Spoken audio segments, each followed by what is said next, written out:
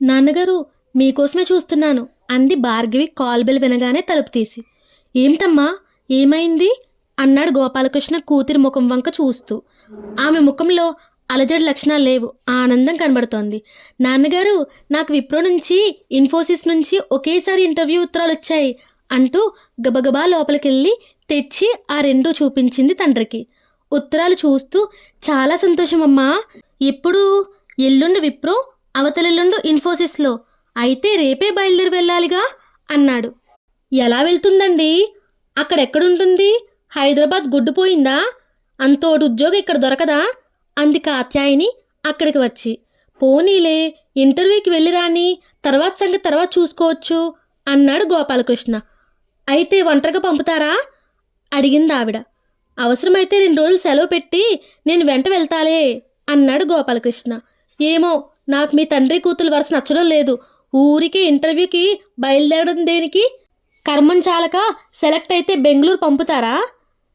ఎప్పుడు ఏ పదం వాడాలో తోచడం లేదు నీకు. కర్మం చాలకేమిటి, అదృష్టవశాత్తు అనాలి అన్నాడు గోపాలకృష్ణ నవ్వుతూ. మీకంతా నవ్వులాటగా ఉంటుంది. పెళ్లి కావాల్సిన పిల్లని ఎక్కడికో పంపడమేమిటి? ఆ కవర్లు 2 చించి అవతలు పారేయండి అందావిడ. నాన్నగారు, మీరు రానవసరం లేదు. నా స్నేహితురాలికి కూడా ఇన్ఫోసిస్ నుంచి పిలుపు వచ్చింది. వాళ్ళన్నయ్య, వదిన బెంగళూరులోనే ఉంటారు. ఈ 2-3 రోజులు మేమిద్దరం అక్కడే ఉంటాం అంది భార్గవి. పిలుపులు రావడం తరువాయి ఇద్దరు అప్పుడే అన్ని ప్రణాళికలు వేసుకున్నారన్నమాట. ఇకనేం టిక్కెట్లు కూడా కొనేసుకునే ఉంటారు అంది కాత్యాయిని. ఇంకా లేదు, అన్నయ్యతో చెప్పి తనకి నాకు బస్సుకు తెప్పించమంది. వాడొకడు దొరికాడు మీకు తోడు రుసరుసలాడుతూ అంది కాత్యాయిని. సరే పద, నాకు టీ తెచ్చి. రాగానే గొడవ దేనికి అన్నాడు గోపాలకృష్ణ అసహనంగా. అయ్యో నామతి మండా, ఉండండి ఇప్పుడే తెస్తా అంటూ వంటింటి వైపు వెళ్ళింది ఆవిడ.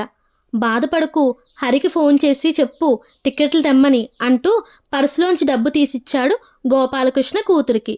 భార్గవి బెంగళూరు వెళ్ళిన దగ్గర నుంచి కాత్యాయనికి ఒకటే ఆదుర్ద, తిన్నగా వెళ్ళిందో లేదోనని. భార్గవి దిగిన ఇంట్లో వాళ్ళు సవ్యమైన వాళ్ళో కాదోనని 1,00,000 సందేహాలతో 4 రోజులు గడిపింది. 5వ రోజు భార్గవి తండ్రి ఆఫీస్కు ఫోన్ చేసి తను 2 కంపెనీలలో సెలెక్ట్ అయ్యానని చెప్పింది. నీ స్నేహితురాలదేమైందమ్మా అని అడిగాడు ఆయన. ఇద్దరం సెలెక్ట్ అయ్యాం, అందుకే ఇద్దరం ఒకే చోటు చేస్తే వీలుగా ఉంటుందని ఇన్ఫోసిస్లోనే చేరదాం అనుకుంటున్నాను. పైగా వాళ్ళ బ్రాంచ్ ఆఫీస్ హైదరాబాద్లో కూడా ఉంది. అక్కడికి బదిలీ చేయించుకోవచ్చు తర్వాత.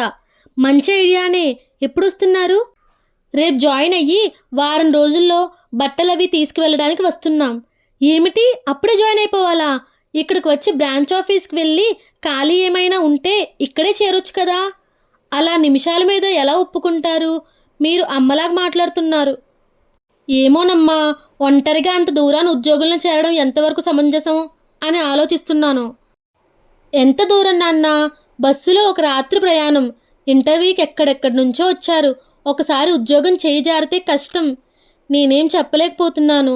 అవుననలేను, కాదనలేను. అమ్మ చాలా బెంగ పెట్టుకుంటుంది. అమ్మ సంగతి సరే, తన లోకం తనదే, తన మాట మిన్నా అనుకుంటుంది. ముందు బాధపడ్డా తర్వాత సర్దుకుంటుందిలేండి. అన్నే స్వతంత్రంగా నిర్ణయాలు తీసుకుంటున్నాడని బాధపడింది. ఇప్పుడు అలవాటైపోయింది. నా విషయంలోనూ అదే జరుగుతుంది. అమ్మ విషయంలోనూ మీరు దిగులు పడకండి అని భార్గవి ఫోన్ పెట్టేసింది. ఇక తండ్రికి మాట్లాడే అవకాశం ఇవ్వకుండా. భార్గవి మొదటి నుంచి ఏదైనా నిర్ణయం తీసుకుంటే ఇక దానిని ఎవ్వరూ మార్చలేరు. కానీ ఏదైతే అదవుతుంది అనుకుంటూ ఇంటి ముఖం పట్టాడు గోపాలకృష్ణ. తలుపు తెరవగానే పెద్దదాని సంగతి ఏమైనా తెలిసిందా అని అడిగింది కాత్యాయిని ఆదుర్దాగా. కంగారేమీ లేదు, సెలెక్ట్ అయింది అన్నాడు గోపాలకృష్ణ. ఇప్పుడు వస్తుందిట తిరిగి? త్వరలోనే బయలుదేరుతానంది. స్నేహితురాల సంగతి ఏమైందో చెప్పిందా? ఆ అమ్మాయి కూడా సెలెక్ట్ అయిందట అంటూ తమ గదిలోకి నడిచాడు. కాసేపటికి కాత్యాయిని టీ పట్టుకొచ్చింది. పరధ్యానంగా కూర్చొని ఆవిడ రావడం గుర్తించలేదు అతను.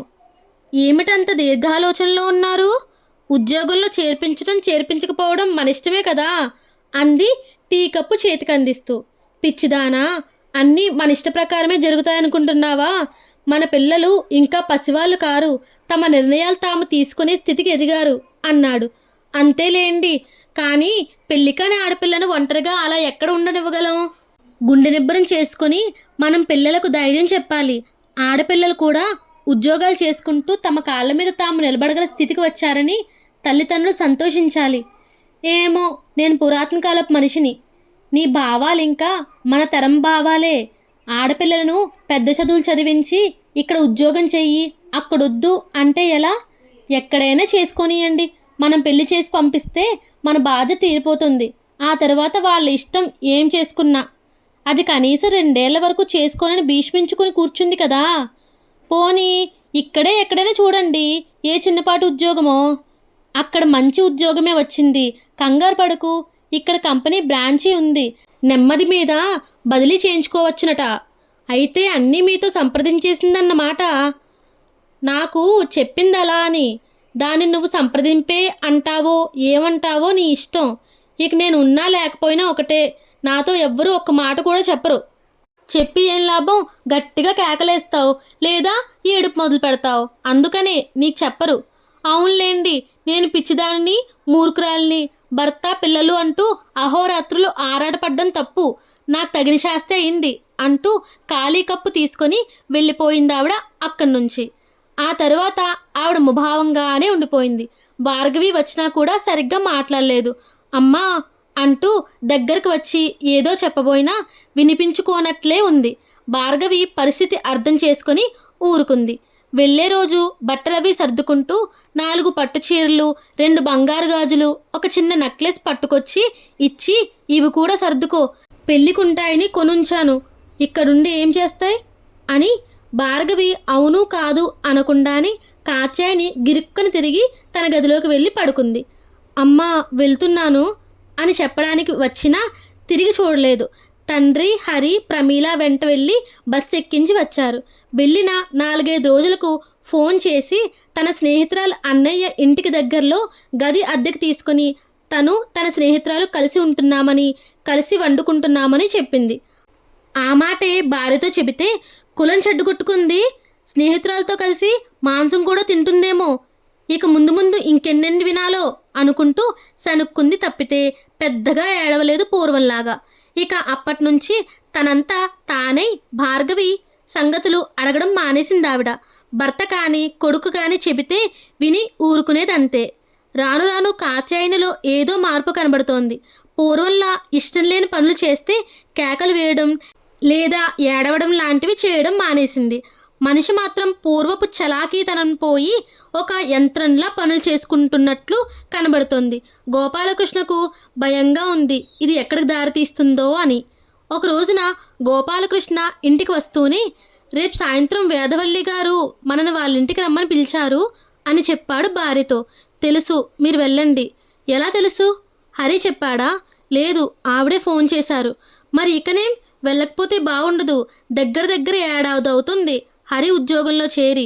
ఆవిడ పిలవక ముందే వెళ్ళి కలిసి భార్యాభర్తల్ని మనం పిలిస్తే బాగుండేది. బాగుంది, పిలిస్తే అంతటి వాళ్ళు మన ఇంటికి వస్తారా? వచ్చేవారో కాదో, రారనుకుని మనం ఎందుకు అనుకోవాలి? ఏమో, మీరు వెళ్ళండి. అంత పెద్దవాళ్ళ ఇంటికి వెళ్ళడం నాకు కుదరదు. వాళ్ళందరూ గబగబా ఇంగ్లీష్లో మాట్లాడుతూ ఉంటారు. నేను తెల్లముఖం వెయ్యాలి. అదా నీ బాధ? ఆవిడ అసలు సిసలు తెలుగు ఆవిడ, చక్కటి తెలుగు మాట్లాడుతుంది. వాళ్ళంతా ఎన్నెన్నో ఫ్యాషన్లు చేసుకుని ఉంటారు. నేను ఇలా సాదాగా వెళ్తే బాగుండదు. సాదాగా ఎవరు వెళ్ళమన్నారు? ఎప్పుడూ డబ్బు పొదుపు చేసి ఏవో కొంటూనే ఉంటావుగా పిల్లలు కని. వాళ్ళ సంభాషణ వింటున్న ప్రమీల, అమ్మా నువ్వు భార్గవి అక్కయ్యను తీసుకువెళ్ళమని ఇచ్చినవి నా దగ్గరే పెట్టి వెళ్ళింది. లేత గులాబీ రంగు కంచిపట్టు చీర కట్టుకో, నెక్లెస్ కూడా నాజూగ్గా ఉంది, అది వేసుకో అమ్మా అంది.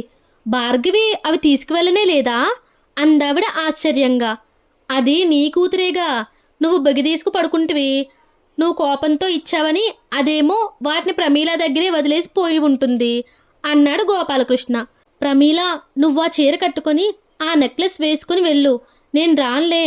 అసలు ఆవిడ పిల్లలొచ్చారనే కదా పిలిచింది. నువ్వు హరి వెళ్ళండి.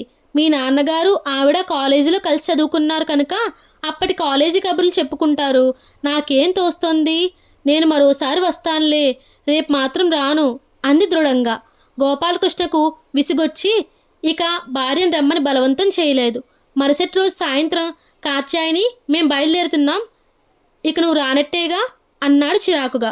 ఆవిడ వంటింట్లో ఏదో పని చేసుకుంటూ ఉంటే. భర్త అలా చిరాకుగా నువ్వొస్తేరా లేకపోతే లేదన్నట్టు పిల్లల్ని తీసుకొని వెళ్ళిపోతే తన ఇల్లు భూకంపానికి ఊగినట్టుగా అనిపించింది ఆమెకు. తెలియని భయంతో ఆవిడ ఒళ్ళు జలధరించింది. ఎవరు తనకు దూరమైనా భర్త మాత్రం ఎలాంటి పరిస్థితుల్లోనూ దూరం కాడనుకుంది. ఇప్పుడు ఆ నమ్మకం సడలినట్టు అనిపించింది. ఎక్కువ మందిని పిలిచినట్లుగా లేరు, 10 మందే ఉన్నారు. వాళ్ళు పిల్లలే. కాసేపు కూర్చొని మనోహర్ గారు వచ్చాక చెప్పు వేదా, కాత్యాయనికి ఒంట్లో బాగాలేదు, నేను వెళ్తాను, పిల్లల్ని ఎంజాయ్ చేయని అని లేచాడు. గోపాలకృష్ణ వేదవల్లి వరండాలోకి వచ్చేటప్పటికి మనోహర్ కారు దిగుతున్నాడు ఒక విదేశీ స్త్రీతో కలిసి. గోపాలకృష్ణను చూసి హలో అంటూ కరచాలనం చేసి అప్పుడే వెళ్ళిపోతున్నారేమిటి? ఈవిడ రెచెల్, అమెరికాలో నా పార్ట్నర్ అని పరిచయం చేశాడు మనోహర్. భార్యకి ఒంట్లో బాగుండలేదట, అందుకని పిల్లల్ని దించి వెళ్ళిపోతున్నాడు అని సంజాయిషి ఇచ్చింది వేద అతడి తరపున. గోపాలకృష్ణ ఇంటికి వచ్చి బెల్ కొడితే సత్యమ్మ తలుపు తీసింది. గదిలోకి వెళ్ళి చూస్తే తమ పాత సోఫాలో బుగ్గను చేయిపెట్టుకుని కాత్యాయని దీర్ఘాలోచనలో మునిగిపోయి కనిపించింది. పక్కనే కూర్చొని కాత్యాయని, నువ్వన్నది నిజమే, అది నిజంగా పిల్లలదే, అందుకని వాళ్ళని అక్కడ దించేసి వచ్చేశాను, నువ్వు ఒంటరిగా ఉన్నావని అన్నాడు. ఒంటరిగా ఉన్నానన్నారా? ఒంట్లో బాగుండలేదన్నారా? అంది తీక్షణంగా ఆవిడ. నీకెలా తెలుసు అన్నాడు ఆశ్చర్యపోతూ. మీ వేదాగారే ఫోన్ చేసి అడిగారు. గోపాల్ కొద్దిసేపట్లోనే చేరుకుంటాడు, మీ ఆరోగ్యం సరిగ్గా చూసుకోవడం లేదనుకుంటా అంటూ. నాకేమైంది, బాగానే ఉంది అన్నాను. ఇక ఆవిడ మాట్లాడలేదు. పిల్లలు ఇక్కడే భోజనం చేసి వస్తారు అని ఫోన్ పెట్టేసింది. పాపం వేద నిజంగానే బాగోలేదనుకుని ఫోన్ చేసి ఉంటుంది అనుకున్నాడు లోపల. పైకి మాత్రం అలా చెప్పకపోతే నన్ను వచ్చేనీరు కదా, అందుకని అలా చెప్పాను అన్నాడు. అంటే మీ పబ్బం గడుపుకోవడానికి నాకు జబ్బు కూడా అంటగడతారన్నమాట అంది ముఖం చిన్నబుచ్చుకొని. మరి నువ్వు మూర్ఖంగా రాని ఇంట్లో కూర్చుంటే అబద్ధం చెప్పక చావనా అన్నాడు విసుగ్గా. అంతలేసి మాటలు దేనికి? నాకు తెలుసండి మీకు తగని దానినని. కాత్యాయని, పిల్లలు చేతికంది వచ్చి వారి బతుకులు వారు బతికే స్థితికి ఎదిగాక కూడా నువ్వు ఇంకా మీకు తగను అనే పాత పాటే పాడుతున్నావు. అది ఎప్పటికీ వదలవా? నేను మర్చిపోదామన్నా మీ అక్కగారు మర్చిపోనిస్తారా? అత్తగారు పోయే వరకు ఇరుగు పొరుగు వాళ్ళతో కూడా ఆ మాటే అంటూ ఉండేవారు. నేను విని బాధపడతానేమోనని కూడా అనుకునేవారు కాదు. నేను కదా వాళ్ళని కాదని నిన్ను చేసుకున్నది. నేను ఆ మాట ఎప్పుడైనా అన్నానా? వాళ్ళ మీద పంతంతో చేసుకున్నాక ఎలా అంటారు? అవును, పెళ్లి చూపులకు వచ్చినప్పుడు తలెత్తి నన్ను చూడను కూడా చూడలేదు కదా. మా వాళ్ళు కూడా ఆ మాటే అన్నారు. అబ్బాయి అమ్మాయి కంటే సిగ్గుపడుతున్నాడు, తల కూడా ఎత్తడం లేదని. నేను తలెత్తకపోవడానికి కారణం ఎక్కడ మా అమ్మ అక్క కట్నం ఆడబడుచు లాంఛనాలు అంటూ మొదలు పెడతారేమోనని భయపడుతూ అలా కూర్చున్నాను. మా వాళ్ళంతా ఆశ్చర్యపోయారనుకోండి. మా నాన్న కట్నం లాంఛనాల మాట అనగానే అవేమీ వద్దండి, ముహూర్తం పెట్టించి తెలియజేయండి అంటూ హడావిడిగా మీ అమ్మగారిని అక్కగారిని నోరు విప్పనీయకుండా తీసుకుపోయారుగా. నేనంతా గమనిస్తూనే ఉన్నాను. మా చిన్నాన్న కూతురు ఒకటే వాపరితనంతో మిమ్మల్ని తినేసేటట్టు చూడటం కూడా గమనించాను. అమ్మ బాబోయ్, నీవి అఖండమైన తెలివితేటలే కాత్యాయని అంటూ భుజం మీద చేయి వేసి, ఇటు చూడు, నువ్వు అందంగా ఉన్నావా లేదా అని ఏనాడు ఆలోచించుకోవడానికి కూడా తావివ్వకుండా అహర్నిశలు మాకు సేవలు చేస్తూనే ఉన్నావు ఇన్నేళ్ళు. అలా భార్యాభర్తలు ఒకరికొకరు అలవాటు పడిపోతారు, ఆప్యాయత పెరుగుతుంది. ఇక భార్య అందంగా ఉందా లేదా, భర్త అందంగా ఉన్నాడా లేడా అన్న ఆలోచనే రాదు. నాకు తెలుసు, మా అమ్మ రాజీకి రాలేకపోయింది. పోయే వరకు తనకు నువ్వెంత సేవ చేశావు. అయినా అందం కట్నం రెండూ లేవంటూ కన్ను మూసింది. అక్క కూడా పిచ్చిది, తను రాజీకి రాలేకపోతుంది ఇప్పటికీను. పోనీలే అదంతా. అవును, మర్చిపోయాను, అక్క ఉత్తరం రాసింది, లెటర్ బాక్స్ తీసి చూడలేదా ఇవాళ అన్నాడు కవర్ చించుతూ. ఏమో, నా మనసు బాగోలేదు, ఇవాళ లెటర్ బాక్స్ మాట గుర్తే లేకపోయింది. పోనీలే, మునిగిపోయిందేమీ లేదు, చదువుతాను విను. తమ్ముడు, ఇంట్లో అందరూ కులాసాగా ఉన్నారనుకుంటున్నాను.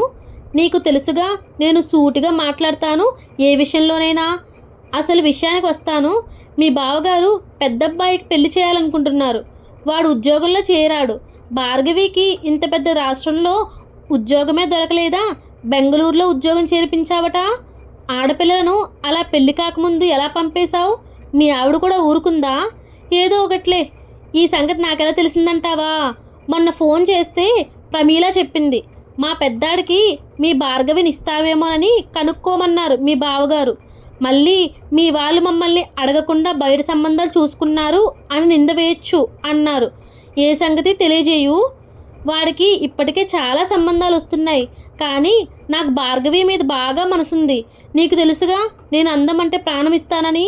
అదృష్టవశాత్తు నీ పిల్లలకు నీ అందం రంగు వచ్చాయి. ఏ సంగతి వెంటనే రాయి. రక్తబంధం తెంచుకోవని అనుకుంటున్నాను. కోడలు నలుపైతే వంశం అంతా నలిపే అంటారు. అందుకే పచ్చటి భార్గవిని కావాలనుకుంటున్నాను. ఇట్లు నీ అక్క. అయితే ఆ ముక్కు పొరిగిని చందనం బొమ్మలాంటి మన భార్గవి కంటగట్టాలని ప్రయత్నం అన్నమాట. అన్ని సంబంధాలు వస్తుంటే మన మీద అంత ప్రేమ ఒలకబోయక్కర్లేదు. చేసుకోమనండి వాళ్ళనే అంది కాత్యాయని కోపంగా. గోపాలకృష్ణకు నవ్వు ఆగలేదు. కాత్యాయని, ఎందుకే అంత కోపం అక్క మీద? నీకు అందం మీద మక్కువే అని బయటపడిపోయావు. నిజమే, దురదృష్టవశాత్తు దాని కొడుకులిద్దరికీ బావగారి రంగు రూపు వచ్చాయి. కానీ బుద్ధిమంతులు అన్నాడు అతను. అయితే చెయ్యండి. తను మీ కూతురు, మీ ఇష్టం. నేను అందంగా లేనని సాధించే ఆవిడ నా పిల్లను అందం లేని వాడికి ఇస్తానని ఎలా అనుకుంది? అయినా నాకెందుకులేండి మీ అక్క తమ్ముల మధ్య కల్పించుకోవడం. ఇటు చూడు కాత్యాయని, అక్క మాత్రం అప్పటి మా పరిస్థితులను బట్టి తన అందం చూసి కట్నం లేకుండా చేసుకోవడానికి ఇష్టపడ్డారని మా బావగారిని మనసు చంపుకుని పెళ్లి చేసుకుంది. అయినా ఆయనతో సరిపెట్టుకుని కాపురం చేస్తుందా లేదా? అక్క తమ్ముళ్ళు ఒక్కటే, మీరు మాత్రం సరిపెట్టుకుని నాతో వేగడం లేదా? కాత్యాయని, నేనేం చెప్తే నువ్వు నన్ను నమ్ముతావు? అసలు మన భార్గవి ఏమంటుందో తెలుసుకోవాలిగా. అది నిజమే, మందమతిని. అసలే అది కట్టే కొట్టే తెచ్చే అనే రకం.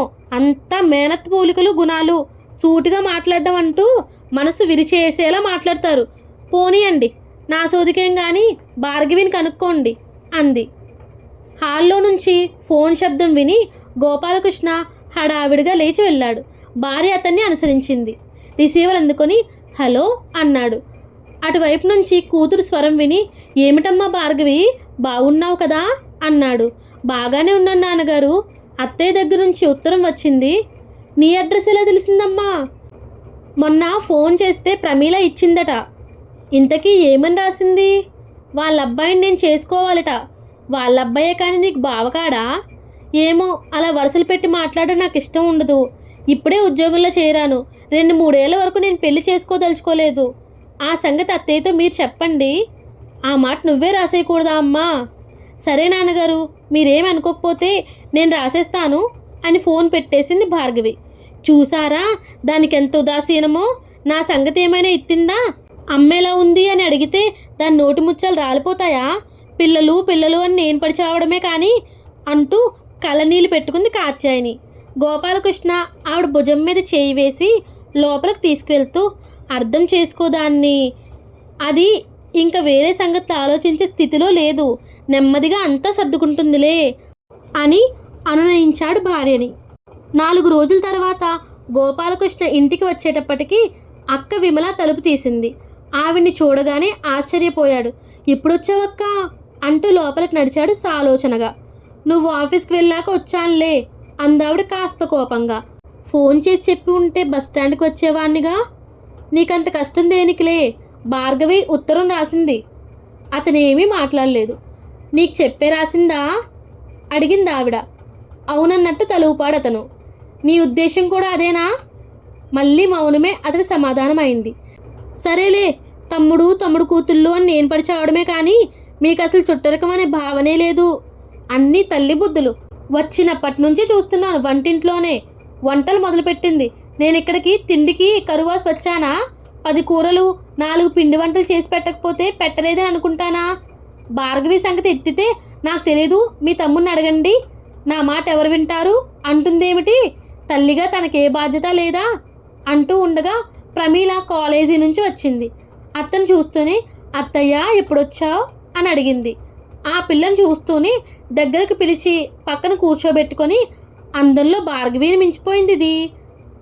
అది 2-3 ఏళ్ల వరకు పెళ్లి చేసుకొని అంటుంది. ప్రమీల, నీ చదువు ఎప్పుడైపోతుంది అని అడిగింది మేనకోడల్ని. అయిపోయింది, రిజల్ట్స్ కోసం ఎదురు చూస్తోంది చెప్పాడు గోపాలకృష్ణ. అవునా, సరేలే అమ్మా, ఇప్పుడే వచ్చావు బయట నుంచి, కాళ్ళు చేతులు కడుక్కొని టిఫిన్ చేయి అని లోపలికి పంపేసింది మేనకోడల్ని. ఇటు చూడు, చిన్నదానికి పెళ్ళిడు వచ్చింది కదా, పోనీ దీన్ని ఇవ్వరాదు మా వాడికి అంది లోగొంతుతో. లోపల నుంచి వీళ్ళ మాటలు వింటున్న కాత్యాయనికి లోగొంతులో మాట్లాడిన ఆడబిడ్డ అన్న మాటలు బాగానే వినపడ్డాయి. కాసేపు వేచి చూచింది భర్త ఏమంటాడో అని. నువ్వే అడగక్క దాన్ని అన్నాడు. ఇక కాత్యాయని ఉండలేకపోయింది. అదేమిటండి, పెద్దదానికి కాకుండా చిన్నదానికి ఎలా చేస్తాం అంటూ ఇద్దరికి టిఫిన్ టీ తెచ్చి ఇస్తూ అంది. ఈ రోజుల్లో ఇలాంటి పట్టింపులు ఎక్కడున్నాయి కాత్యాయని అంది ఆప్యాయంగా పిలుస్తూ ఆడబిడ్డ. అవసరం వచ్చినప్పుడు ఆప్యాయత బాగానే ఉరకబోస్తోంది అని లోపల గింజుకుంటూ, పట్టింపు కాదు, పెద్ద పిల్లకి కాకుండా చిన్నదానికి చేస్తే పెద్దదానికి ఏదో లోపం ఉందనుకుంటారు, ఇక దానికి సంబంధాలు వస్తాయా అంది ధైర్యం కూడగట్టుకొని. గోపాలకృష్ణ తెల్లబోయి చూశాడు భార్య వంక. అలా ధైర్యంగా ఆవిడ మాట్లాడడం చూసి. నాకు అర్థమైందిలే కాత్యాయని, నువ్వు అందంగా లేవని మా వాడిని చేసుకోవద్దు అన్నామని ఇవాళ బదులు తీర్చుకుంటున్నావు. ఆడదాని అందం చూడమన్నారు, మగవాడి సంపాదన చూడమన్నారు. మీ విషయంలో తారుమారైంది పోనీ అని తమ్ముడి వైపు తిరిగి, అసలు మీ బావగారు చాలా డబ్బున్న సంబంధాలు వస్తుంటే వద్దని మీ తమ్ముడు కూతురిని చేసుకుంటే పెళ్ళికి ఉభయ ఖర్చులు మనమే భరించాలి అని ఎగతాళి చేస్తున్నారురా. సరేలే, మేనరికమన్న మమతతో వచ్చాను కానీ కాత్యాయని, మీ పిల్లపాటి మరెవరు మాకు దొరకకపోరు. చూస్తుండు, నీ పిల్లలు తలదన్నే అందగత్తెలు తీసుకొచ్చి నా కొడుకులిద్దరికీ చేయకపోతే నన్ను నా పేరుతో పిలవద్దు అంటూ ఎంత వారించినా వినకుండా తమ్ముడి చేతిని కూడా తోసేసి తెచ్చుకున్న చిన్న బ్యాగ్ పట్టుకొని చరచరా బయటకు వెళ్ళిపోయింది విమల. గోపాలకృష్ణ కంగారుగా కారు తీసుకొని బస్టాండ్కి వెళ్ళి చూస్తే ఆటోలో నుంచి దిగుతోంది. అతడు బతిమలాడుతున్నా వినకుండా కౌంటర్ దగ్గరకు చరచరా వెళ్ళి టికెట్ కొనుక్కుని అప్పుడే బయలుదేరిపోతున్న బస్సు ఎక్కేసింది. గోపాలకృష్ణ ఇక చేసేదేమీ లేక ఇంటికి తిరిగి వచ్చేశాడు. రావడమే, నేను ఎలా అనకుండా ఉంటే అక్కగారి మీద ప్రేమతో ప్రమీలనివ్వడానికి మీరు ఒప్పుకునేవారు అంది కాత్యాయని. అక్కటు నువ్విటు, ఇద్దరూ అడకత్తెరలు వేసి మొక్కలు చేయండి నన్ను అంటూ విసురుగా బాత్రూంలోకి వెళ్ళి ధబాల్న తలుపేసుకున్నాడు గోపాలకృష్ణ. భర్త అలా ఎన్నడూ మాట్లాడడం చూసి ఎరగని కాత్యాయని బిత్తరపోయింది. మరుక్షణమే తనని తాను నిందించుకుంటూ, ప్రమీల, మీ నాన్నగారికి టిఫిన్ ఇవ్వమ్మా, ఇందాకిచ్చిన చల్లారిపోయింది, నాకు తలనొప్పిగా ఉంది, కాసేపు పడుకుంటాను అని గదిలోకి వెళ్ళి పడుకుంది. గోపాలకృష్ణ స్నానం చేసి హాల్లోకి వచ్చాడు. ప్రమీల టిఫిన్ వేడి చేసి తెచ్చి ఇచ్చింది. టీ మళ్ళీ చేసి తీసుకొచ్చింది. గోపాలకృష్ణ ఏం జరగనట్టే కూతుర్ని పక్కన కూర్చోబెట్టుకొని, నువ్వేం చేద్దాం అనుకుంటున్నావమ్మా అన్నాడు. నాకేం తెలుసు నాన్నగారు, మీరెలా చెబితే అలా అంది. అది మంచి పద్ధతి కాదు, నీకై నువ్వు నిర్ణయాలు తీసుకునే చదువు వయసు ఉన్నాయి, నీకు మేం సలహా మాత్రమే ఇవ్వగలం అంటూ కాసేపు ఆ కబుర్లు ఈ కబుర్లు చెబుతూ ఉండగా హరి వచ్చాడు ఆఫీస్ నుంచి. హరి, రోజు మరీ ఇంత ఆలస్యమవుతుందా? నా ఆఫీసే నయం అన్నాడు తండ్రి నవ్వుతూ. 9 గంటలు అయ్యేటప్పటికీ భోజనాలు కూర్చోకపోతే అమ్మ ఊరుకోదని ముగించేసుకుని వచ్చాను, ఇంకా పని మిగిలిపోయే ఉంది అన్నాడు హరి. పని ఒత్తిడి ఎక్కువగా ఉండి కష్టంగా ఉంటుందా? లేదు నాన్నగారు, ఎన్ని గంటలైనా చేయాలనిపిస్తుంది.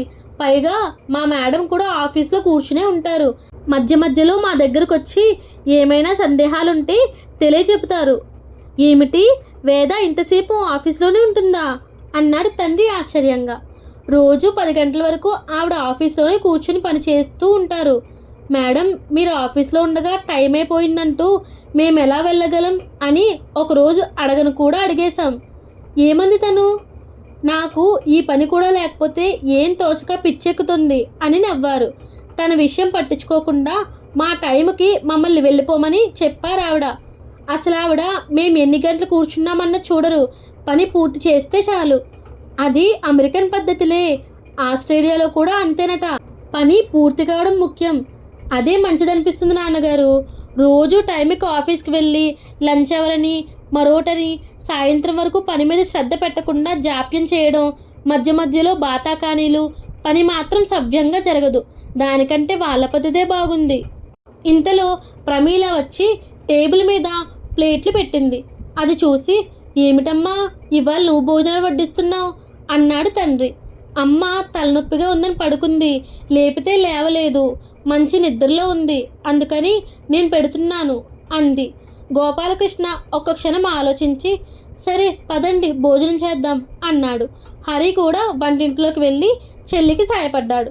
భోజనాలు అయ్యాక గోపాలకృష్ణ కూతుర్ని అడిగి ఒక గ్లాస్ పాలు తీసుకొని భార్య దగ్గరికి వెళ్ళి, కాత్యాయని లే, ఈ పాలు తాగు అంటూ లేపి పాల గ్లాస్ నోటికి అందించాడు. కాత్యాయని ఏమనుకుందో కానీ మాట్లాడకుండా పాలు తాగేసింది. లేచి వెళ్ళి ముఖం కడుక్కు వచ్చింది. గోపాలకృష్ణ కాత్యాయనితో, కాత్యాయని సారీ, కఠినంగా మాట్లాడాను కదూ నీతో అన్నాడు. కాత్యాయని బావురుమంది. తప్పు మీది కాదు, నేను తెలివి తక్కువ మొద్దుని, ఎప్పుడు ఎలా మాట్లాడాలో తెలియదు. అసలే మీ అక్కగారు అలా వెళ్ళిపోయేటప్పటికీ మీరు బాధపడుతూ వస్తే నేను అలా రాపాడించాల్సింది కాదు. నా వల్ల మీకు సుఖం లేదు అంది ఏడుపు మాని. నీ ముఖం, నువ్వివాళ భోజనం వడ్డించకపోతే మాకెవ్వరికీ అన్నం తిన్నట్టే లేదు. హరి కూర వేసుకోవడం మర్చిపోయి పచ్చడి తర్వాత పెరుగు వేసుకుని తిని లేచిపోయాడు. ప్రమీల చారణంతో లేచిపోతుంటే పెరుగు వేసుకోమని చెప్పాను.